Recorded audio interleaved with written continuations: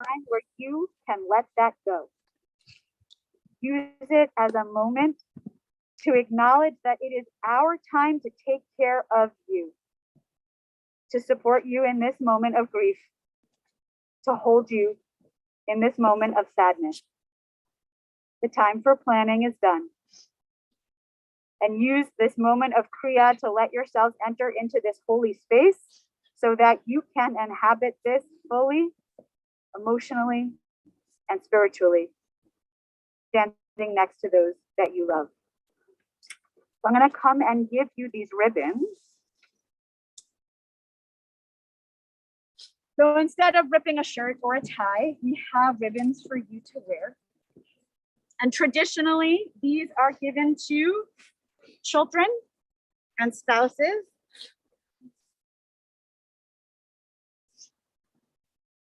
And you affix them to your clothes.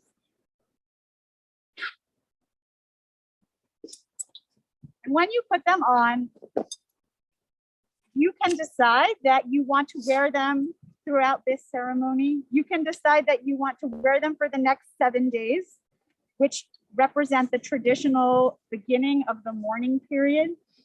And you can also keep it and use it when you need a moment to connect back into missing Hilda and thinking about her. Hildy. So we are going to say this blessing. We say, and you're going to have to repeat after me, Baruch Atah Adonai Eloheinu Melech Haolam Dayan Ha'emet, which means blessed are you, Adonai our God, who judges in truth. And when we say amen, you take the ribbon and just tear the bottom a tiny bit.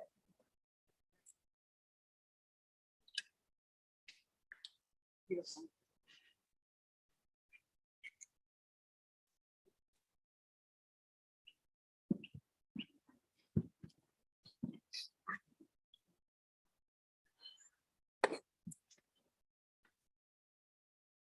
So as we begin our ceremony today, we are going to turn to words of the Jewish tradition, words of scripture that we use to center ourselves and bring us together into this moment. Following our prayers, we will enter into the very holy work of eulogizing. In the Jewish tradition, we believe very strongly that when we look back at someone's life, the most important thing to do is to remember her for who she was. Not just an idealized version, although at this moment, I know there is so much love and commitment to everything that she brought that was beautiful and special, but also the entirety of who she was. And so we use this as an opportunity to celebrate the journey of life and the journey that teaches us how we want to live our own lives and the values that she surely has passed down from generation to generation, which is so clear when you talk about her and when you think about her. In Ecclesiastes, in our Bible, it says, the eye has never had its fill of seeing. And we use that to understand that whenever a loved one passes away, we know and we feel that they have never seen enough of this world. We feel that they have not completed their task and they have never cherished their loved ones quite enough. We yearn to have them close to us for yet another challenge in our lives, yet another joy, yet another precious moment together. And so we pray, oh God, be now with everyone here whose hearts are broken, because whenever parting comes, it comes too soon. Console them at this moment. Be near to them when light seems distant. Sustain them, O God, until a time of healing. One of the prayers that we use consistently when we are in a place of sadness and darkness is the 23rd Psalm. And we use this prayer because in the middle of the text in Hebrew, which in a moment I will chant, and then family friend Reverend Roger Cawthorn will read in English, we use this text because in the middle, it reminds us that when we walk through the valley of the shadow of death, we must feel supported. Now, the psalmist was very purposeful in these words. And Psalm 23 does not say to us when we sit in the valley of death or dwell in the valley of death, because we know that as painful as it is to be here at this moment, that everyone here who is surrounding you is here to help you walk through this valley, to take that next step after today, and to help continue to hold you and be with you over the coming days and weeks and months and years.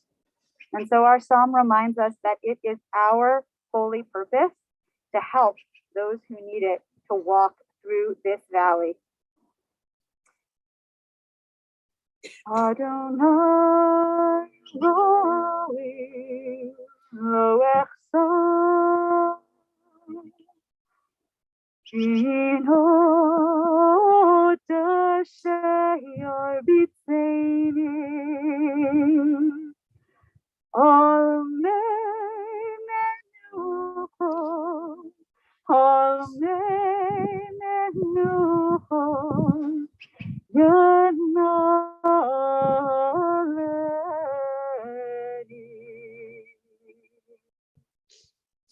Nafshi Yeshove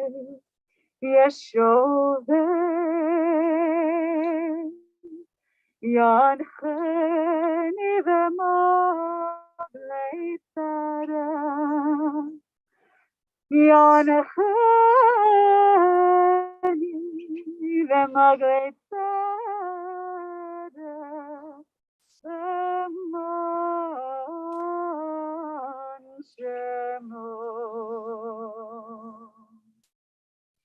Gom Yehila Begeit Samara Lo Yara Yataimadi Shiftecha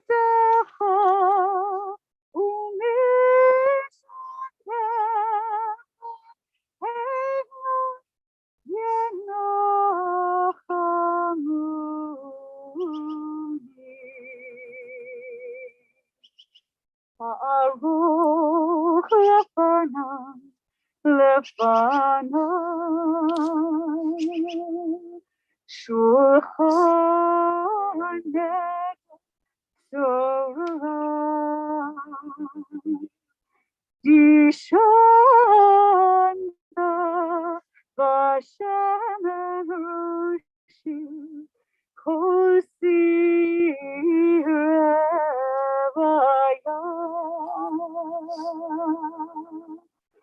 Achto Chasem Yedefuni Kol Yamei Kol Yamei Chayai V'shati V'verana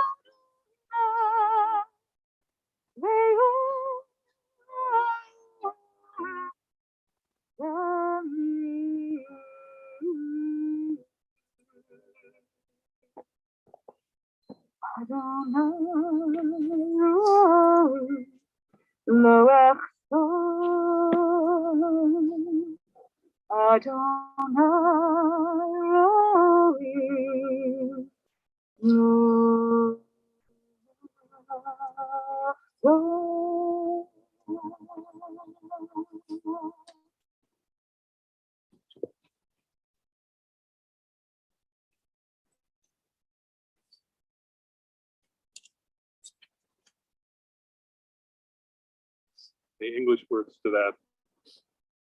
The Lord is my shepherd. I shall not want. He maketh me to lie down in green pastures. He leadeth me beside still waters. He restoreth my soul. He leadeth me in the paths of righteousness for his name's sake. Yea, though I walk through the valley of the shadow of death, I will fear no evil. Thou art with me. Thy rod and thy staff, they comfort me. Thou preparest the table before me in the presence of mine enemies. Thou anointest my head with oil. My cup runneth over. Surely, goodness and mercy will follow me all the days of my life, and I will dwell in the house of the Lord forever.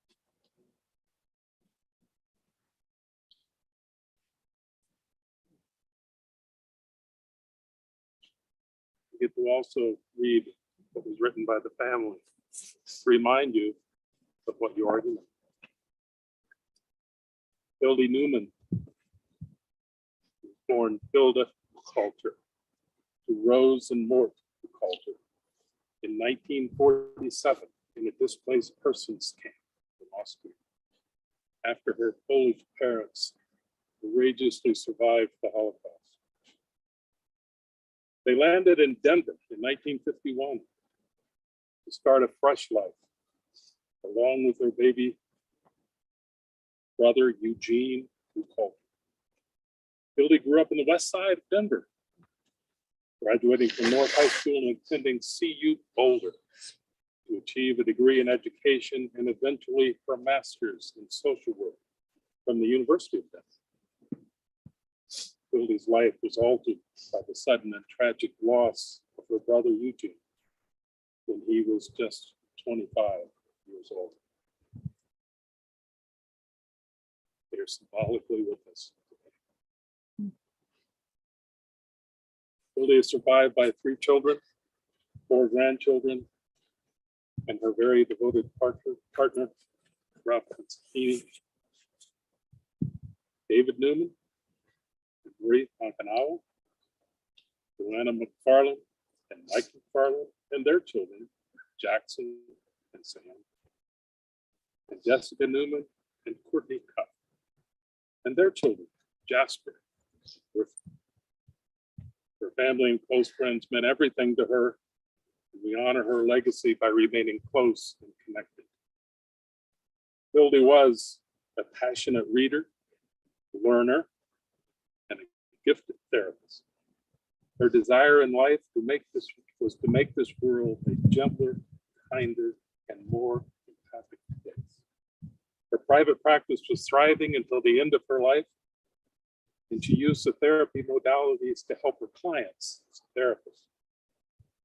Closing her practice was a difficult step to take as her illness intensified, because she felt so fulfilled and effective at that work. She fought her breast cancer with spirit, bravery, and soul, using her brilliant networking skills and connections to amass a multifaceted team of doctors and healers around her. While the disease was a tough foe, she left this earth feeling so loved, connected to family and friends, and felt truly fulfilled.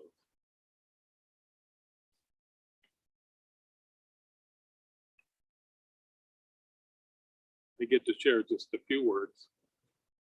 Family's asked me to do. I am the newest friend, maybe one of them. I've been able to meet some of you. Hildy met my wife Sue about 4 years ago, professionally.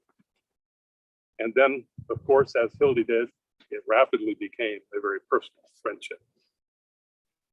And then, as maybe people like Hildy do, Ralph and I got included in the circle. And as couples, we were able to share conversations and dinners and time together. Some of you are shaking your head, you know those spaces, and they are very precious. Over these last years, it's a joy to have known Hildy because he knew her in the prime, fullness of her flowering opening. She was a wonderful person, facing even the difficulties with courage and openness and reality. She was looking at her life in full bloom. Some of you have lived a lot of that life with her and know the things. We got to hear the perspective of her full life, looking back at her parents, the move to Colorado, the loss of her brother, parents, beginning her family. We heard the stories from this perspective of a mature person looking at her life. We heard her perspective on the things she did well. And she knew the things she didn't do so well. And she had a perspective on those and faced them. One of the things that she did was in the modalities of therapy that she used, there was a phrase of undoing aloneness. Hildy was undoing the aloneness of the lives of her clients. But she was also doing it for herself. And she did that. And every time aloneness comes, because it does just come once in life, it comes again. It's here today. Hildy is teaching us to undo part of that aloneness by facing it with reality, by choosing love, by choosing compassion. She continues to do that. And even though the loneliness that we will feel as we leave this place, our challenge is to undo a little piece of that and to continually follow Hildy's lead in our lives. This is a Hildy that we got to know in these last years, and you, many of you, have known for many years. We honor her. May her memory be both a blessing and a challenge to us. The family is going to offer some words. I'm going to begin with Ralph, who's going to share things, and then Joanna, and then Jess.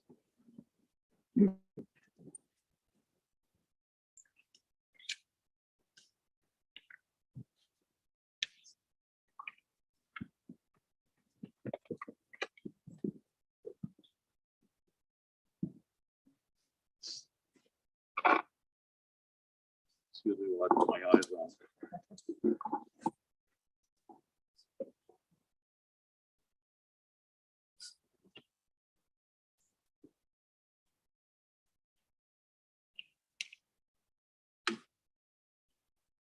In October of 1998, I had the audacity to answer a personal ad in Westwood entitled, "Looking for an Evolved Male."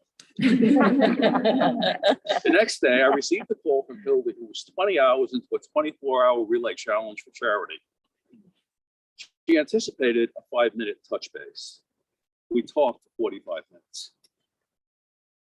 A few days later, we met for coffee at the Tattered Cover. Her sparkling green eyes and engaging smile just lit me up. What was planned as a short coffee turned into a 6-hour dinner date. We had so many shared values and interests: home, family, travel, theaters, concerts, psychology, photography, dance, mountains. It was for sure. Although we had so much in common, we are very, very different people. Me, an introvert. She, an extrovert. Me, traditional.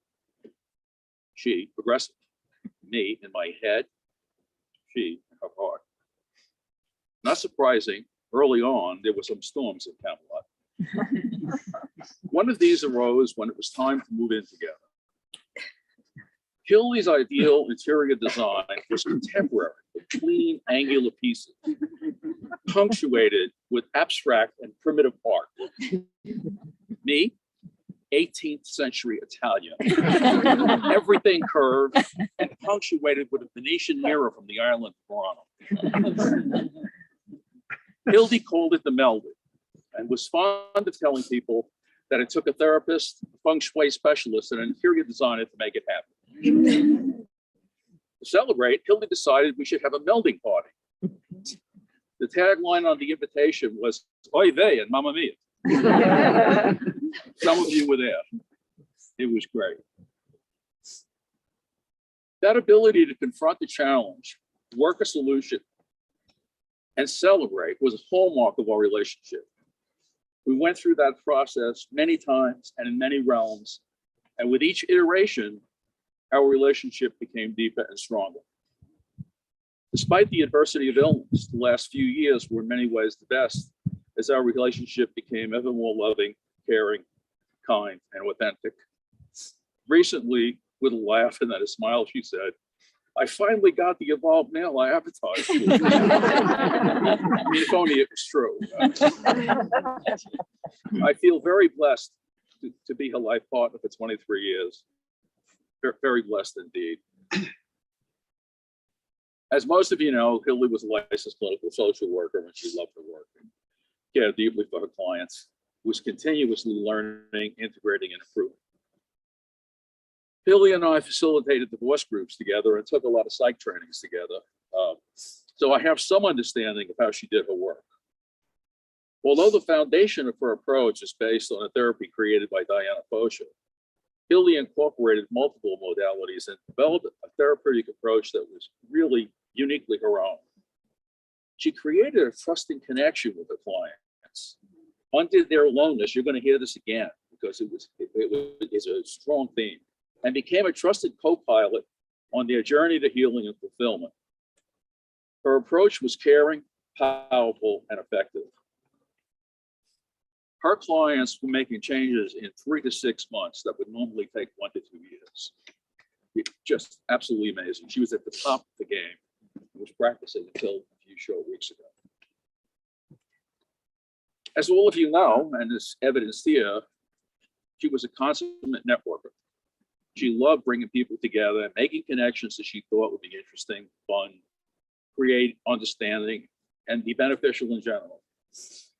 She created a caring community of wonderful people that enriched our lives, and I believe theirs, in so many ways. Roger talked about the dinner parties with people of different persuasions having very different ideas, lively, thoughtful, respectful conversations. She facilitated an amazing guitar concert by Alfredo Murrah in our backyard at a time when people kept COVID out of the concert halls. People in her community provide incredible support to one another, and certainly to Hildy and I. The number of supporting incidents that I'm aware of is astounding, and I'm going to provide just a few examples from a personal point of view. When Hildy was diagnosed, a member of her network facilitated a consultation with the top breast cancer doctor at the Mayo Clinic, steered her clear of a dangerous trial. Another reviewed her case and provided treatment guidance. My mother lived to 96. On the way, she had 3 major medical problems. Each time, a member of this community provided support and expert advice, which extended my mom's life and its quality.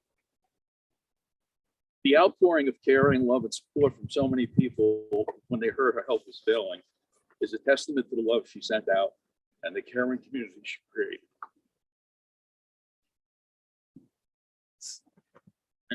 Everybody knows that, you know, she was born in a displaced persons camp in Austria.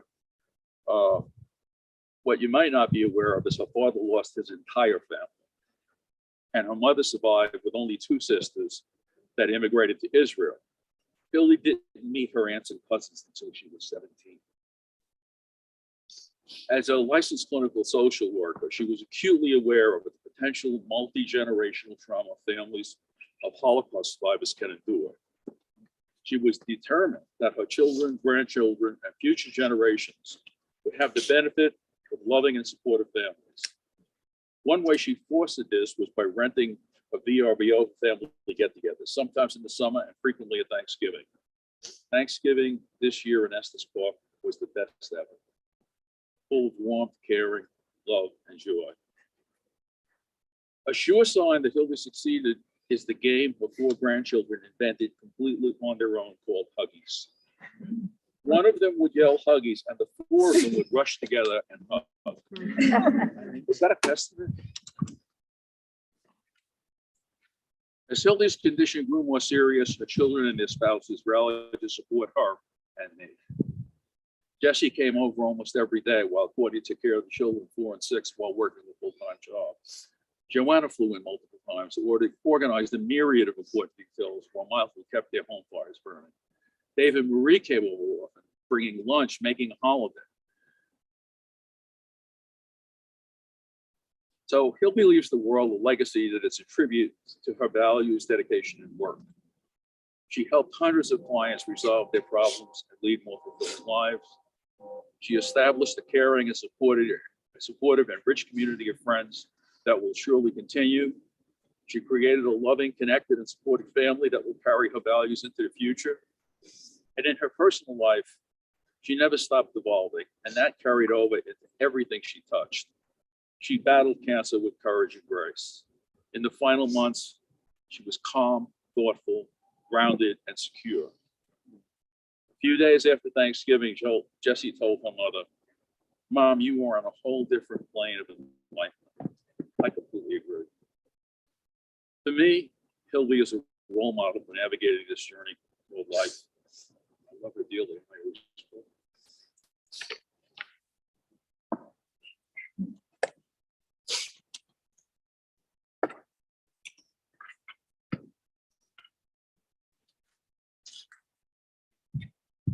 Nothing mattered to my mom more than family. She constantly talked about her family history and lamented that her family in America was so small, particularly after the tragic loss of her brother. She desperately sought to create a close and loving family, and ultimately she did.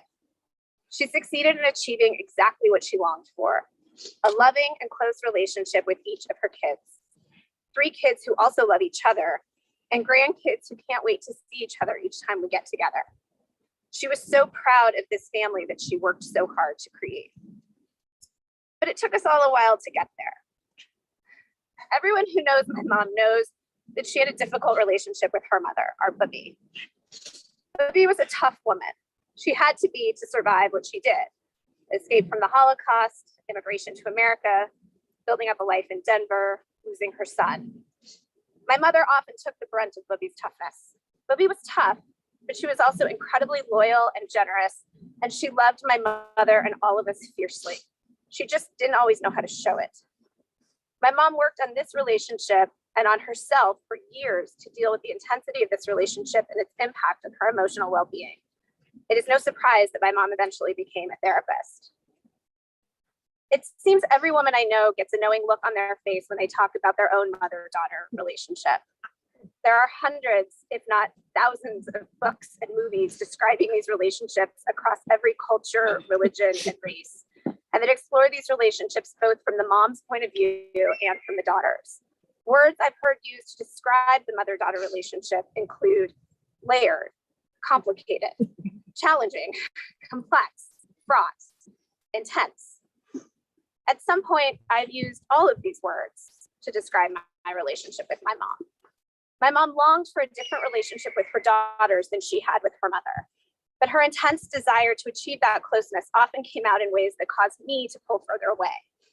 Together, we created a cycle and a dance of push-pull, both of us wanting more, but neither of us knowing how to get there.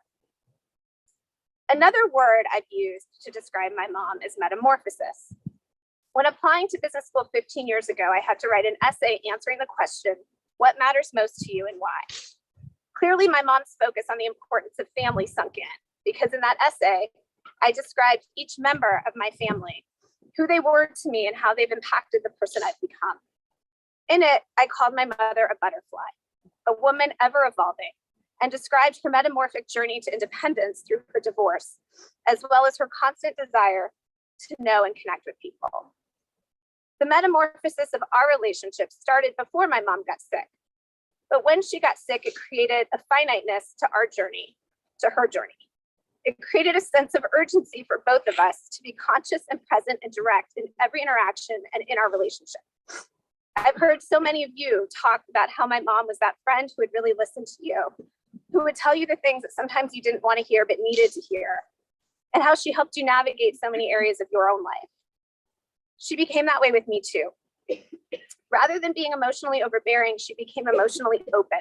And I took down my walls and opened myself up to be vulnerable with her. We both became more tolerant, more joyous, and more appreciative of both how we were alike and also what made us different. We've grown very close in these last 5 years and finally achieved the mother-daughter relationship we both yearned for. My mom passed peacefully, surrounded by the love of her family, her lifelong achievement. She held our hands and said she was happier than she'd ever been, with nothing more she wanted or needed in the world. Her metamorphosis complete, the butterfly took flight.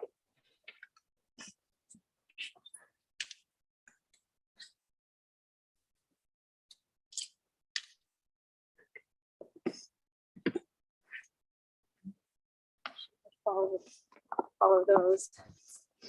Try.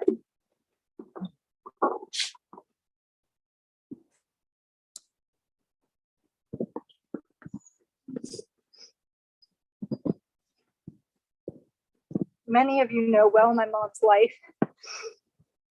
I want to try to talk a little bit about her death. My mom died her highest self, free of anxiety, free of insomnia, free of generational trauma,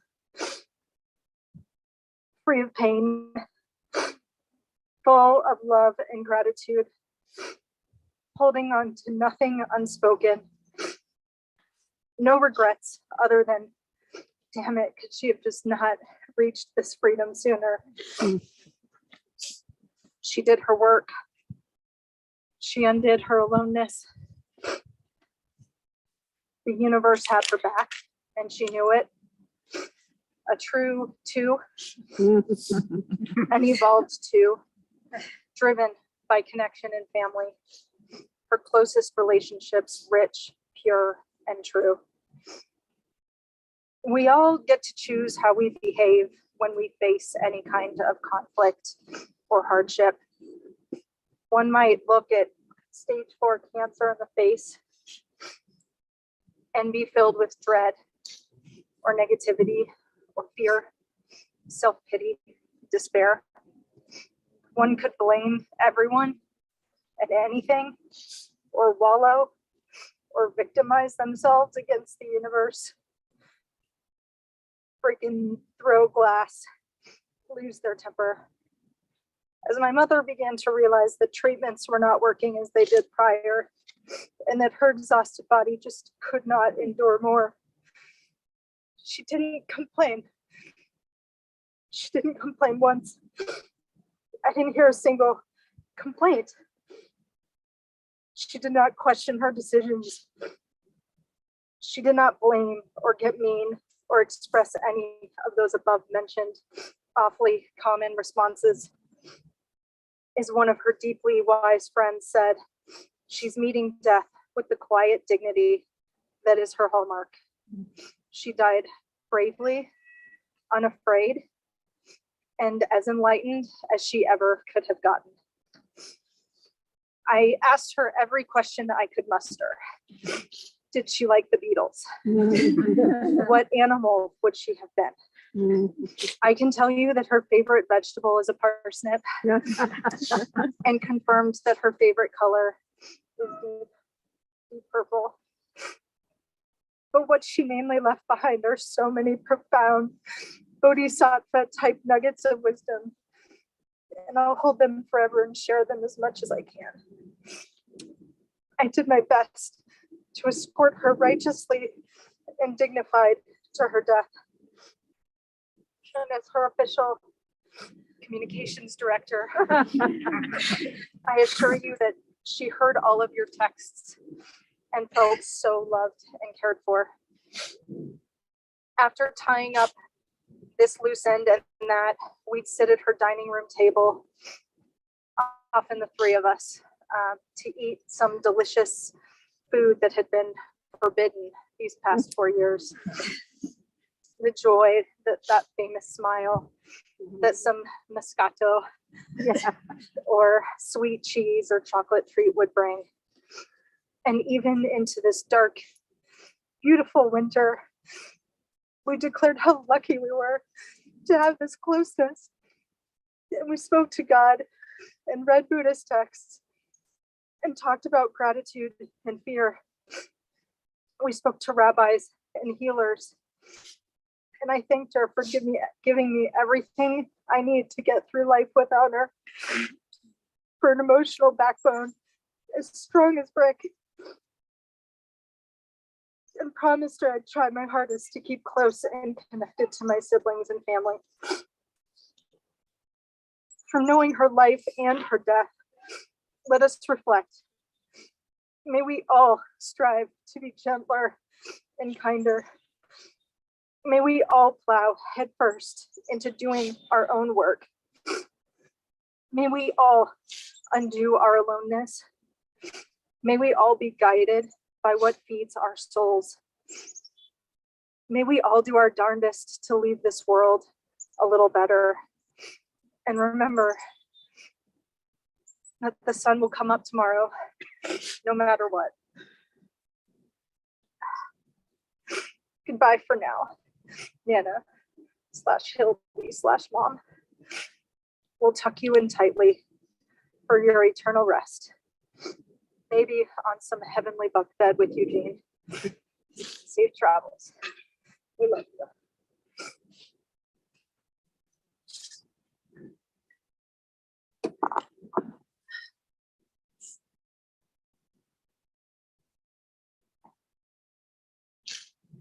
Birth is a beginning, and death a destination. And life is a journey from childhood to maturity and youth to age, from innocence to awareness and ignorance to knowing. From foolishness to discretion and then perhaps to wisdom. From weakness to strength, or strength to weakness, and often back again. From health to sickness and back, we have prayed to health again. From offense to forgiveness, from loneliness to love, from joy to gratitude, from pain to compassion, and grief to understanding. From fear to faith, from defeat to defeat to defeat, until looking backward or ahead, we see that victory lies not at some high place along the way, but in having made the journey, stage by stage, a sacred pilgrimage. Birth is the beginning, and death the destination. But life is the journey, a sacred pilgrimage to life everlasting. Roger and Joanna and Jessica, thank you for sharing so beautifully these memories of the journey. As you know, it is an accident of this terrible pandemic that I am standing here today, because Rabbi Hyatt, who got a chance to know Hildy and love her, is unfortunately in quarantine with her son, who has COVID, who is fine. She would like me to tell you. But she really mourns that she could not be here with you. And in the many conversations that I have had with her about the spirit that you all have so beautifully discussed and cultivated for this moment, and then from listening to these beautiful reflections, and personally at this moment, just sharing from a person who has Holocaust survivors in her family, I just have to share with you that there is a Jewish saying that says, one who saves an individual, it is as if she has saved an entire world. And from listening to these stories of who Hildy was, it is so clear how many worlds she saved.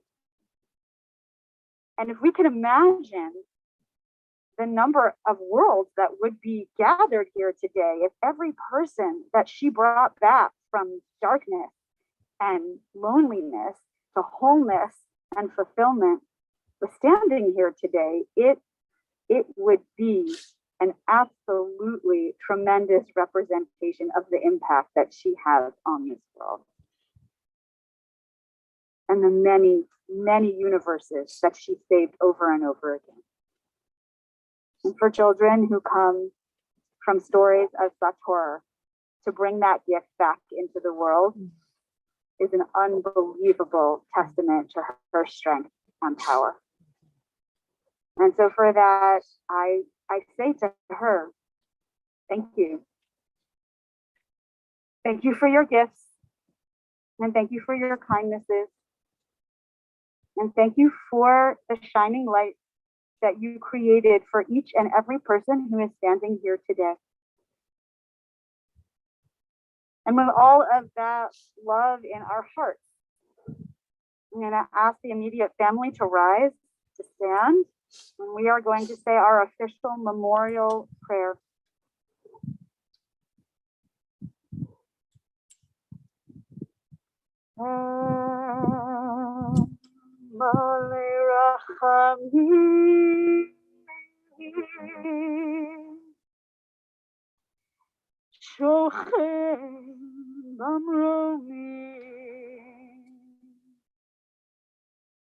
Hamse menuchane chona achat kanfe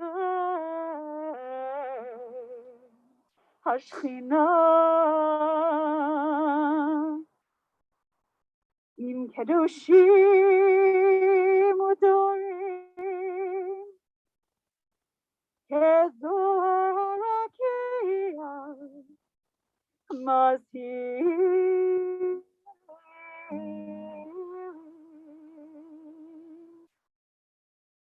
Etnishma in the Bachushan of Murcha Shahal Chaleolama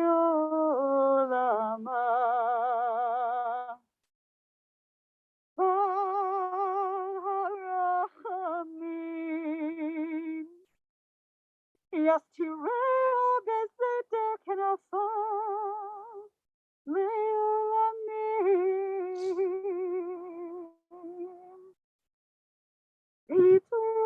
Vitur HaChaim Et Nishmata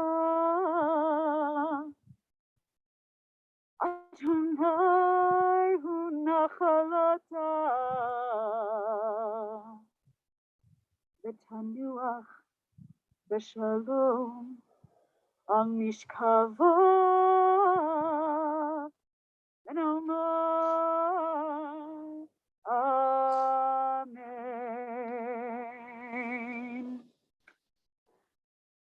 Fully compassionate God on high, to our loved one who has entered eternity, grant her clear and certain rest with you in the lofty heights of the sacred and pure, whose brightness shines like the very glow of heaven. Source of mercy, forever enfold her in the embrace of your wings. Secure her soul in eternity. Adonai, she is yours. May she rest in peace. And together we say, Amen. We move now to our final moments of goodbye as we lower the coffin into the earth.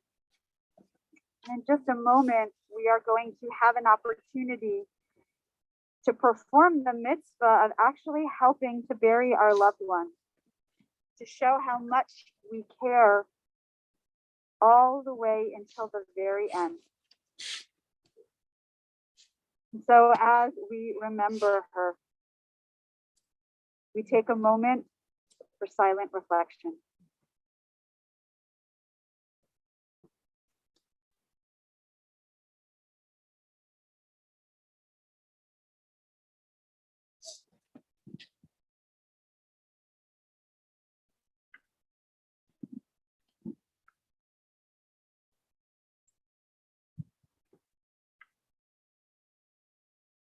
The dust returns to the earth as it was.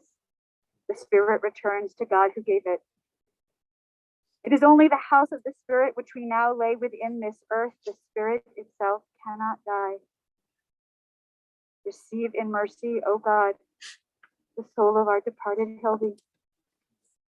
Grant her that everlasting peace which you have prepared for us in the world to come.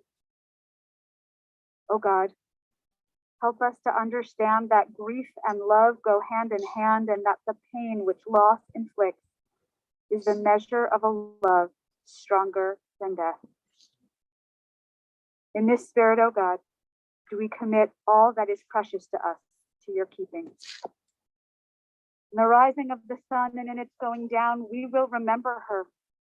In the blowing of the wind and in the chill of winter, we will remember her. And in the opening of buds and in the rebirth of spring, we will remember her. In the blueness of sky and in the warmth of the sun, we will remember her. In the rustling of the leaves and in the beauty of autumn, we will remember her. In the beginning of the year and when it ends, we will remember her. When we are weary and in need of strength, we will remember her. When we are lost and sick at heart, we will remember her. When we have joys we yearn to share, we will remember her. So long as we live, Hildy too shall live, for she is now a part of us as we remember her.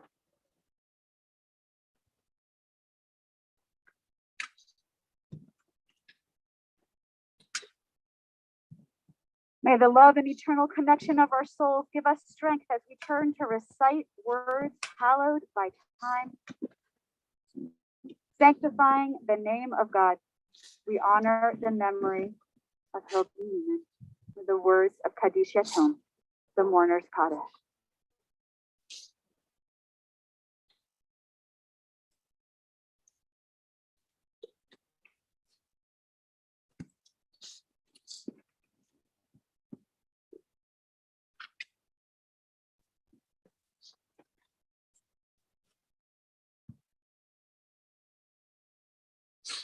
Yitgadal v'yitkadash Shemei Rabbah ve'alma divrach chutei ve'amlich malchutei v'chaye chon u'v'yom echon v'chaye b'chol Beit Yisrael v'agala u'bizman kariv ve'emru amen.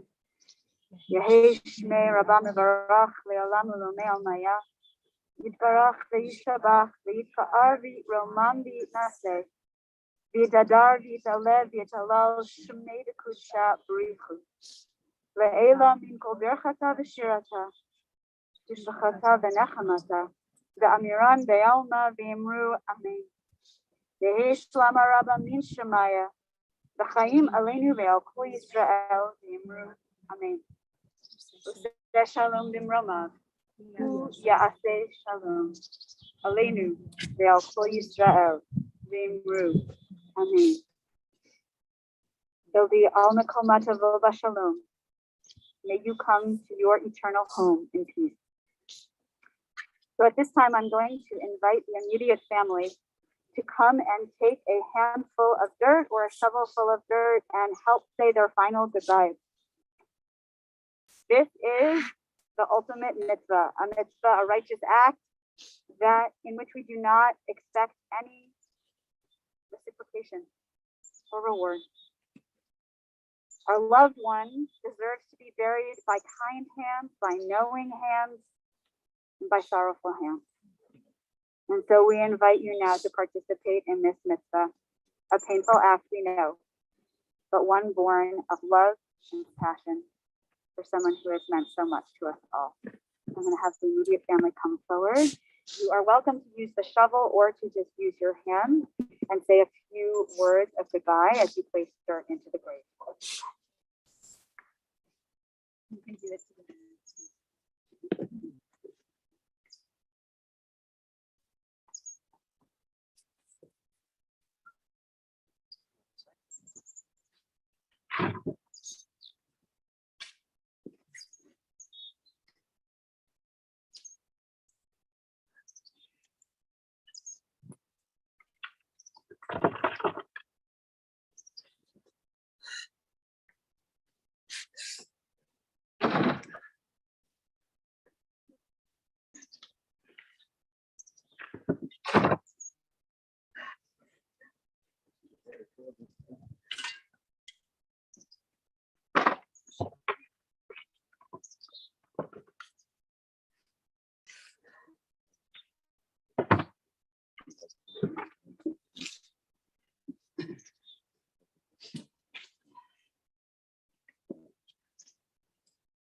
Only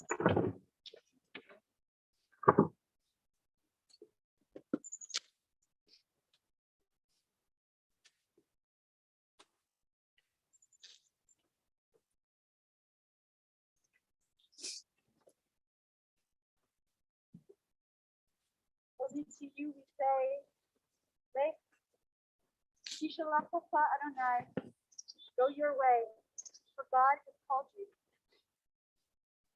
Lech Adonai ma, go your way, may God be with you.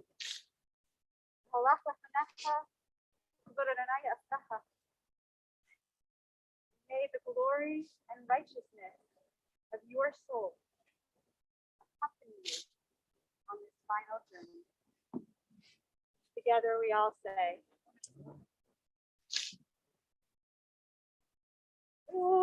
say shalom, say shalom, shalom aleichem, Ya'akol Yisrael, say shalom, say shalom, shalom aleichem.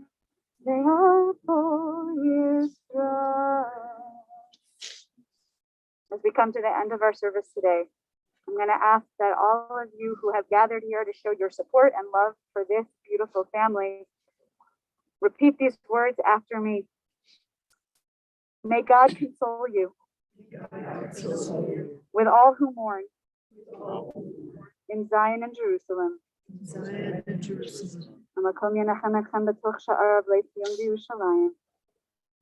And now we say to each and every one of you, we go forth in peace, in love, and to life. Amen.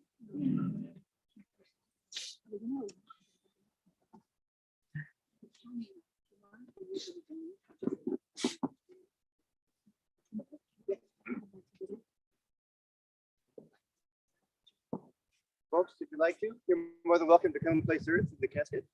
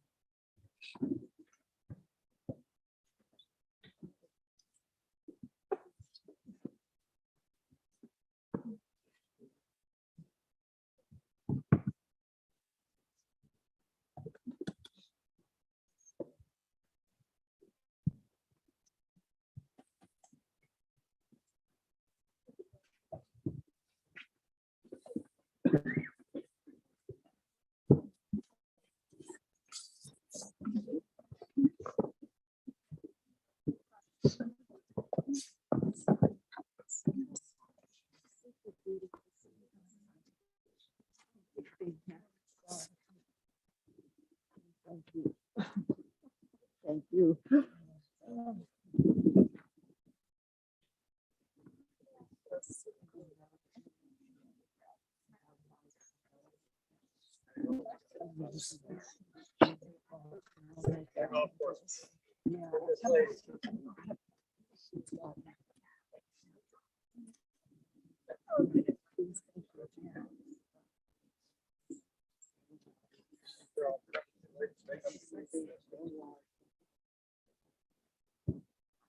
Yeah, yeah.